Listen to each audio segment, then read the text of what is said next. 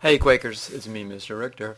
Hey, I'm just here working on, let's say, my video B2, my highlight video. I've got Abu the Wonder Dog, and he's such a good-looking guy. I want to find the right song to put with this video. Now, what I'm going to do is this video I'm going to show you how to get music off of YouTube, real simple. I am going to come out to the TV video Simon page. Hey, I got to change that year, that's old.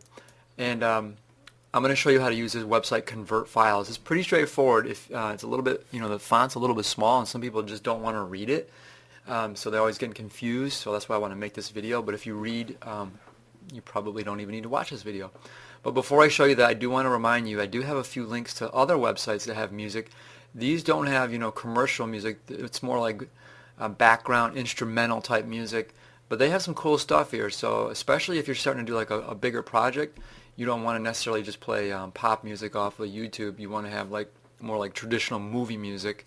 Then you can try these sites out and look around and explore, and you can find some good stuff. But today I want to just show you how to use this website, Convert Files. It's been working really well the last couple of years.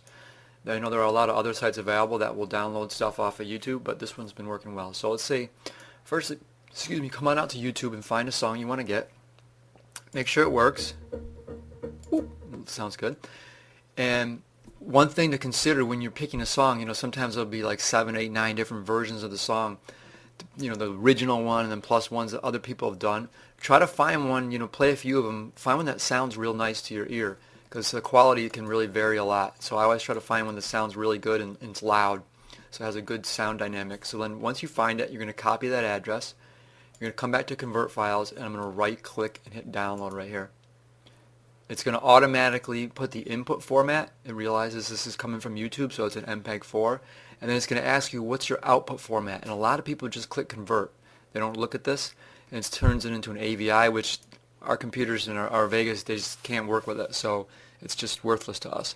Instead, what you want to choose is if you just want the audio, you want the MP3 only, that's going to go fastest, choose that. If you want the video, choose either the Windows Media Video, those always work, or at least they did last time I tried them, or you could also try MPEG-4, and those I think will usually work as well with our Vegas. So I'm going to do extract audio only, and then I'm going to hit convert. And now you're going to just have to wait, and depending on the time of day and how busy the website is, this could take anywhere from like 1 minute, or it could take longer. While that's going, one word on copyright I want to mention is, since we're doing academic stuff and we're using this MP3 or these videos just to kind of learn the software, and we have a little more license, we have a little more freedom to work because of that. However, when you upload whatever video you create, when you upload it back to YouTube and publish it to the world, some of that that freedom you have as a student kind of starts to go away. And so you have to be a little bit mindful of that. I mean, we're not trying to sell it, we're not profiting off of that, so that gives us, once again, I don't think anyone's going to come and sue us. But I know there are some record labels, like Warner Music Group in particular, that no matter who you are, no matter what the purpose, when you re-upload one of their songs, they will block you. You'll get blocked for sure. And one test I always do is when I'm downloading a song, I do a search for it, and if you see a lot of other people have already downloaded that song and re-uploaded it, like a lot of times people will add lyrics to songs, then it's a pretty safe bet that you're going to be able to upload yours. It's a real pain if if you're doing a video and you're spending 4 or 5 days doing something really nice, a lot of editing, and then you upload it to YouTube and it's blocked because of the audio. So something to consider as you work with this. Anyway, so while I'm talking, that thing's finished.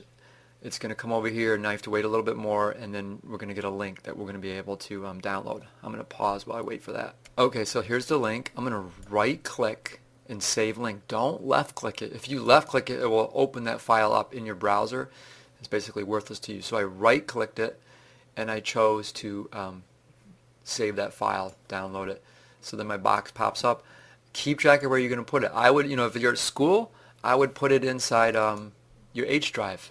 You can make a little folder, call it music, whatever. I'm here at home, I'm just going to put it inside my music, sample music, why not? And then I'll just save it there. And then you can see down here in the bottom it's downloading. So you have to be patient, because if you go over to, it looks like it's done. If you come over to Dreamweaver, or if you come over to Vegas and it's still downloading, especially if you're downloading a video, it can be a pretty big file, it may not be ready yet. So I come back over to my music, sample music, and I don't see it. Because I already had it open, I'm going to have to refresh. and then there it is. There's the song, Chris Brown. So just remember that little trick. If you already have the song open or the folder open, you won't see it. I just drag it down and it automatically creates an audio. And then you can see it. And you can tell from that song it wasn't very dynamic. It would be better if maybe if I found another website that had a little more up and down with the audio signal, but it's not too bad. So that's all. And hey, while I'm here, I'm going to show you a little bonus. Let's say I want to add a new picture right in between these two. If you don't know this trick yet, turn on your little, this guy, auto ripple. Really nice. I think it's off by default. And that, like what's happening to you guys, if you have that, you have to like move every clip individually. It's a real pain in your butt. If you turn auto ripple on, and then I always like to choose all tracks markers. And then if you grab like this video file, it automatically, it's everything downstream, everything to the right, it'll automatically move with it because it's rippling your change throughout. And then you can create a little gap here, and then you can add a new picture. So that's a nice little feature to turn off and on when you're doing editing. This is like a bonus for this video. So I think that's all good. You don't have to listen to me anymore. You know how to do it.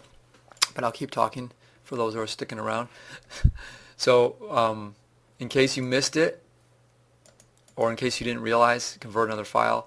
If you want to get a video, let me right click, paste that, and then over in the format I'm going to choose Windows Media Video, and then I'm going to convert that. And now I'm going to get the entire video, the music and the video.